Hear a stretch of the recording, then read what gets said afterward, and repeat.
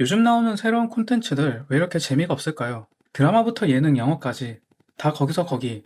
근데 혹시 우리가 변화 자체를 거부하고 있는 건 아닐까요? 오늘 이야기 영화 주식회사 스페셜 액터스에서 시작합니다.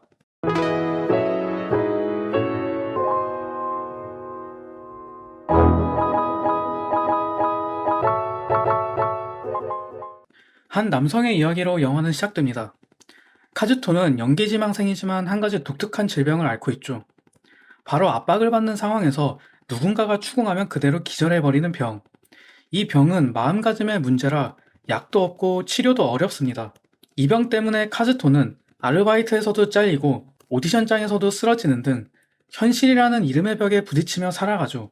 그러던 어느 날 어머니의 죽음 이후 멀어졌던 동생과 재회하게 되고 동생의 제안으로 스페셜 액터스에서 일을 시작하게 됩니다. 스페셜 액터스라는 이 회사 조금 독특합니다. 단순한 배우 에이전시가 아니라 영화나 드라마뿐 아니라 현실 속 문제도 짜여진 각본과 연기로 해결해주는 곳이죠. 어떻게 보면 탐정사무소 같은 역할도 하는 셈입니다. 카즈토는 밀린 월세와 생계를 위해 이 일을 시작하게 되죠. 차근차근 일에 적응해가던 카즈토에게 어느 날 큰 의뢰가 들어옵니다. 사이비 종교단체 무스비루에서 자신의 언니를 구해달라는 의뢰. 그런데 이 임무가 끝나갈 즈음 놀라운 사실이 밝혀집니다. 사실 이 모든 연극의 대상은 바로 카즈토 자신이었던 것.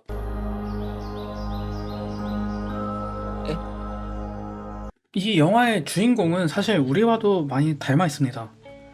무한도전이 종영된 지 7년이 지났지만 우린 여전히 그걸 그리워하죠. 요즘에는 새로운 게 없어. 예전 예능이 훨씬 새로웠어. 그러고는 또 무한도전을 다시 틀어요. 종영한 지 7년이나 지났음에도 이게 익숙하니까요. 편하니까요. 물론 새로운 문화가 없는 건 아닙니다. 지금도 새로운 콘텐츠들은 계속 나오고 있고 그 중엔 익숙하면서도 새로워 보이는 것들이 많죠. 예를 들어 최근 흥행한 영화들을 보면 범죄도시 사는 전작들의 속편이고 서울의 봄은 과거 역사를 재해석한 작품입니다.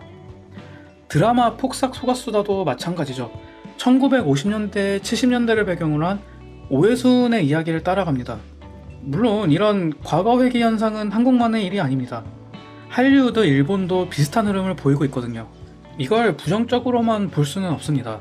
익숙한 스토리를 현재에 맞게 재해석한다면 그것도 일종의 새로움이 될 수 있으니까요. 하지만 한 가지 질문을 던져봅니다. 지금의 우리 사회가 과연 진짜 새로움을 받아들일 준비가 되어 있을까요? 한국의 평균 연령은 계속 높아지고 있습니다. 현재 평균 나이는 44.8세로 앞으로 늘어나면 늘어나지 절대로 줄어들지 않는 지표죠. 왜 우리 사회가 나이를 먹는 게 문제가 될까요? 보통 사람은 나이가 들수록 새로운 자극을 받아들이는 뇌의 능력은 떨어진다고 합니다. 그래서일까요? 저는 요즘 유행하는 퉁퉁퉁 사우르나 트랄레오 트랄라 같은 밈이 어색하고 좀 낯설게 느껴집니다. 사회도 마찬가지 아닐까요? 새로운 시도가 계속해서 이뤄지는 것이 아닌 과거의 유물에 집착하게 된 사회라면 과연 미래에서도 우리가 지금처럼 강력한 문화의 힘을 보여줄 수 있을까요?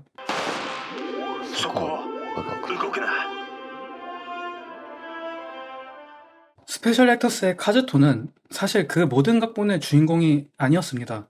그는 관객이자 연출된 존재였습니다.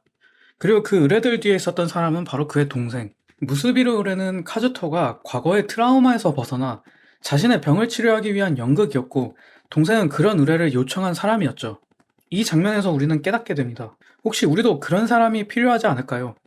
변화를 두려워하는 나, 과거에 갇힌 채 익숙함만 반복하는 나. 그걸 깨줄 무대가 누군가의 진심이 담긴 각본이 지금 우리에겐 필요할지도 모릅니다. 그리고 영화와는 달리 그 각본을 써야 할 사람은 나 자신일 수도 있습니다.